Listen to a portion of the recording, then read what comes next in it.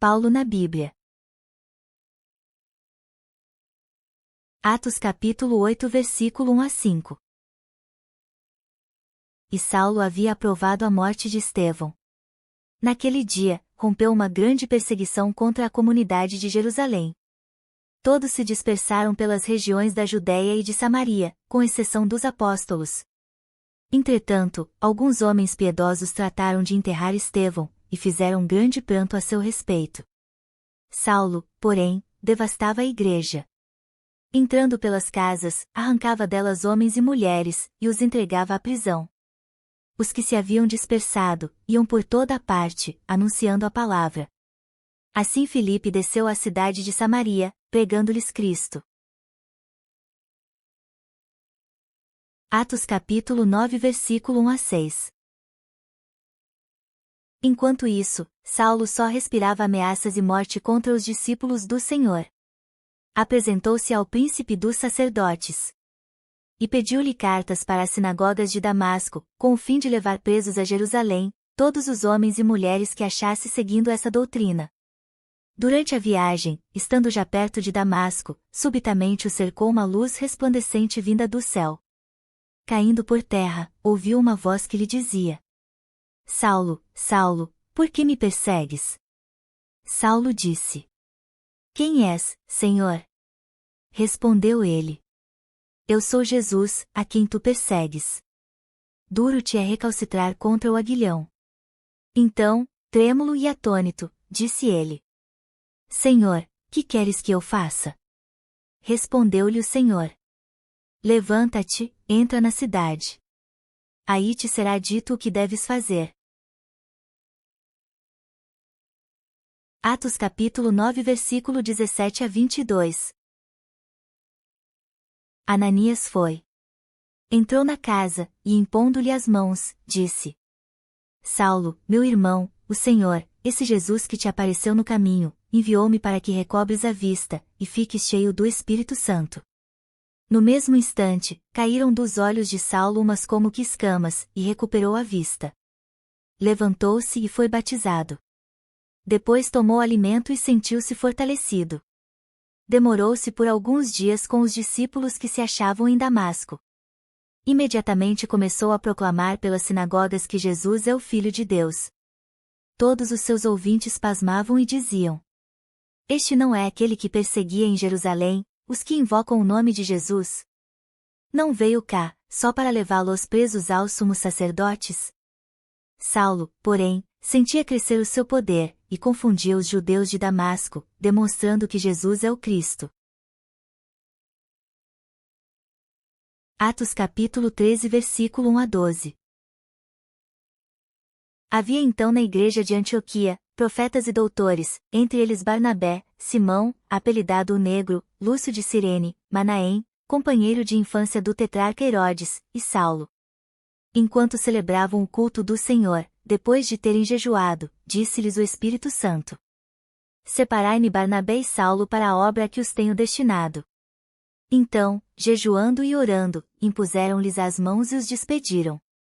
Enviados assim pelo Espírito Santo, foram a Seleucia, e dali navegaram para a ilha de Chipre. Chegados a Salamina, pregavam a palavra de Deus nas sinagogas dos judeus. Tinham com eles João para auxiliá-los. Percorreram toda a ilha até Pafos, e acharam um judeu chamado Bar-Jesus, mago e falso profeta, que vivia na companhia do procônsul Sérgio Paulo, homem sensato. Este chamou Barnabé e Saulo, e exprimiu-lhes o desejo de ouvir a palavra de Deus.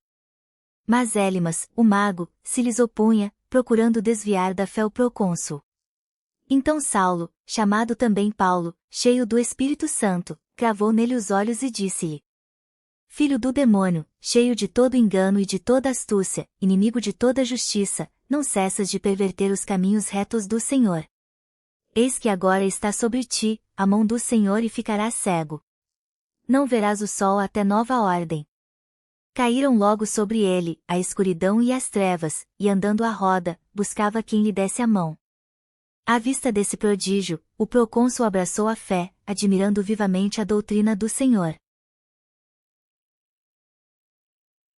Atos capítulo 16 versículo 25 a 31. Pela meia-noite, Paulo e Silas rezavam e cantavam um hino a Deus, e os prisioneiros os escutavam.